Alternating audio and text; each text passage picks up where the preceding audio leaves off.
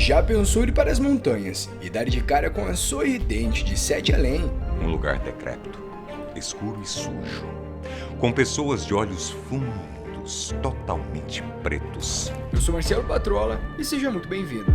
Sete Além, supostamente, seria um universo paralelo ou mesmo uma outra realidade, na qual, supostamente, todos nós poderíamos chegar. Não sabemos ao certo como é Sete Além. Na realidade, nem mesmo sabemos como chegar até lá. Uma outra dimensão. Um universo paralelo. Mas o que podemos saber até agora são apenas características, contadas através de alguns relatos encontrados aqui mesmo na internet, só que bem mais obscura. Sete Além seria algo bem parecido com a nossa realidade, só que com traços de um local onde as pessoas não poderiam sair e onde houvesse ausência de luz. Os vários relatos encontrados contam que o lugar teria uma aparência bem suja e escura e que as pessoas que se encontram lá teriam os olhos mais fundos e negros, uma coisa bem parecida com os filmes de terror que já conhecemos, uma espécie de mundo invertido, se assim podemos dizer. Infelizmente, as informações contadas e até mesmo relatadas por quem já esteve lá são poucas, e o que sabemos é que Sete Além não seria um lugar muito bonito e que você não iria gostar muito de estar lá. Eles não querem que estejamos lá. O relato que você vai ver agora descreve exatamente isso. Isso aconteceu comigo no verão de 2015. Eu sou uma mulher e na época tinha 16 anos. Eu ia com a minha família, iríamos viajar para a praia. Agora eu moro na Califórnia, a cerca de 1 hora das praias de Los Angeles. Minha família e eu ficamos felizes de ir lá, já que não planejávamos nada por motivos de escola ou mesmo trabalho. Quando chegávamos lá, estávamos procurando um lugar para deixar nossos pertences perto do nosso carro e do banheiro. Agora eu tento me considerar mexicana, então estávamos acostumados a trazer comida conosco para economizar dinheiro e precisávamos carregar os refrigeradores para o local em que estávamos hospedados. Meus primos e eu estávamos brincando e jogando futebol, até que começamos a ficar com frio e com fome. Então comemos e trocamos por roupas mais quentes. Uma vez que escureceu, éramos uma das poucas famílias que ficávamos lá até tarde. Então meus primos e eu decidimos explorar as casas que ficavam no topo da pequena montanha. Se você já foi para a área de Santa Mônica, você pode notar que as casas em cima do penhasco eram parecidas, mas as casas ficavam a alguns metros do oceano. Havia 2 casas abandonadas, uma ao lado da outra. Então eles decidiram ir para a casa que ficava mais à direita. Mas como um dos meus primos e eu ficamos para trás, não sabíamos exatamente para onde eles foram. Então eu e minha prima decidimos chamá-la de Stephanie. Eu atravessei a cerca quebrada com palavras que diziam não invadir. Nós acabamos sendo curiosas e fomos de qualquer maneira. Começamos a subir as escadas e eu estava andando atrás de Stephanie. E então eu me senti um pouco estranha, pois Stephanie era quase 30 centímetros mais alta que eu. Então eu não conseguia enxergar nada à frente dela. Quando pisei em outro degrau de madeira, quebrou e meu pé quase ficou preso, mas eu continuei. Mais tarde disse a minha prima para simplesmente voltar, já que era só eu e ela, mas ela disse ok, vamos pular a cerca. Então concordei e caminhei até o topo da casa. Ao olhar para a casa, aquilo me assustou, já que havia muitas janelas e estava escuro, então eu realmente não conseguia ver. Esquerda e à direita da casa em que estávamos havia outras casas, mas como a nossa da esquerda estava vazia, decidimos pular para aquela casa. Stephanie estava à minha frente, então já estava do outro lado da cerca de madeira. Como eu não conseguia alcançar para pular, precisei subir alguns degraus para chegar ao solo. Enquanto fazia isso, ouvi passos atrás de mim. Parecia que eu estava apenas ouvindo coisas, mas eu apaguei a luz do meu telefone e olhei para a casa. O que vi me deu calafrios por todo o meu corpo. Era um cara magrelo, uma espécie de ser estranho, eu estou supondo, correndo como um pulo. Stephanie estava me dizendo para pular e sair imediatamente. Demorou um pouco para entender o que ela me disse. Eu fechei meu telefone e coloquei no bolso de trás e não me importei em olhar onde eu precisava pular da cerca de madeira. Pulei e fiquei surpreso com o que acabei de fazer. Meu primo e eu subimos as escadas que levavam à rua. Eu estava tremendo e minha prima perguntou o que eu tinha visto. Eu disse a ela que eu vi.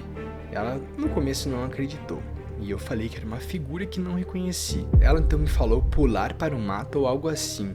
Quando Stephanie e eu encontramos nossos pais, o resto dos nossos primos estava lá. Então contamos a eles. Eles também tiveram calafrios. Os primos ficaram cada vez mais curiosos quando contei o que aconteceu. E eu falei. Então, Stephanie estava me dizendo que deveríamos voltar lá. Foi nessa hora que as coisas ficaram meio estranhas.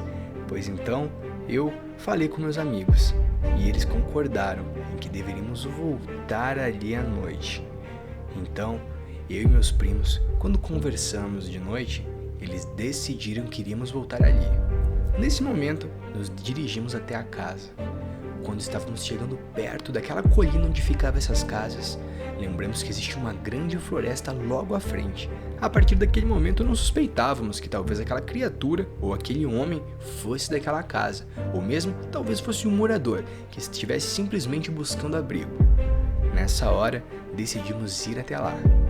Quando chegamos lá, vimos algo que chocou a todos nós. A primeira coisa que estranhamos foi que justamente nenhum deles conhecia aquele ser, pois não era de fato uma figura humana. Então comprovou aquilo que eu já pensava. Aquilo era uma aparição ou mesmo um animal, que estava andando como um humano, ou fosse alguma criatura que nenhum de nós conhecesse. Quando meus primos decidiram chegar mais perto, aquela criatura se assustou e correu para a floresta. Eu confesso que o sorriso que esboçava enquanto andava era estranho, pois eu nunca havia visto uma criatura daquele jeito, ou mesmo uma criatura que agia de tal modo. Pensando nisso, decidi então correr. Quando começamos a correr e nos distanciar daquele ser, fomos atrás dele na floresta. Conforme chegamos mais e mais perto, vimos que aquela criatura simplesmente colocou uma peruca. Era como se aquele ser tentasse se passar por humano. Era como se aquele ser tentasse se fazer humano. Mas, quanto mais chegávamos perto da floresta e justamente do ser, percebimos um cheiro podre. Era como se algo de muito errado estivesse acontecendo. Mas aquela coisa, quando um grupo de primos e de amigos se junta, ainda mais sendo crianças, ninguém consegue parar o outro. Assim fomos andando. Conforme chegamos perto deles, vimos algo que nos chocou. Vimos algo que não deveríamos ter visto.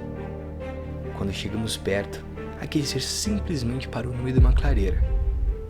E quando virou para nós, vimos aquele sorriso daquele ser estranho, a sorridente. Ela falou, e ela simplesmente nos disse: "Vocês querem vir comigo para um lugar melhor?" Nessa hora eu lembrei de todas as histórias que já conhecia, sobre seres que levam pessoas e que somem com elas. E nessa hora eu corri e fugi, pois a sorridente de Sete Além queria tentar nos pegar. Até hoje ninguém acredita na minha história, mas eu e meus primos sabemos o que vimos aquela noite. A sorridente de Sete Além. Como derrotar? Pra gente entender como derrotar de hoje, a gente tem que lembrar que muita coisa acontece dentro desse âmbito. E justamente por isso, a gente tem que lembrar que as pessoas de Sete Além e os seres também que residem em Sete Além, eles sempre têm que ter um passe. Ou seja, para passar daquela região, para passar daquele plano para cá, eles devem haver uma permissão. A gente já conhece seres, até mesmo como a fada ou mesmo o rei de Sete Além, que não precisam pedir permissão e que justamente guiam as pessoas para passar por portais. Provavelmente aí a sorridente de Sete Além, ela não conseguiria fazer isso, e justamente por isso ela teve que fazer aí o caminho contrário, teve aí que lidar com os jovens, trazer os jovens para esse local. Então, para a gente derrotar a sorridente de Sete Além, a primeira coisa que faríamos seria armar uma armadilha. Como vimos, ela tem que buscar as pessoas e ela justamente estava numa casa de Santa Mônica. A gente viu que ela tem medo das pessoas e justamente por isso ela foca em crianças. Ou seja, se ela tem medo de pessoas, ela pode sim ser ferida no nosso mundo físico. Então, como estaríamos em um grupo de crianças e de jovens, a coisa mais sensata a ser feita seria justamente armar uma armadilha. Falar para a sorridente que iríamos com ela, mas na próxima noite. E naquela noite nos esconderíamos com várias pessoas armadas. E assim, quando a sorridente chegasse, iríamos atacá-la com todo o nosso poder de fogo. Desse jeito ela não conseguiria escapar e mataríamos mais uma criatura, de Sete Além. E assim, Sete Além, mais uma vez estaria um pouco mais longe de levar mais e mais pessoas para essa realidade tão terrível.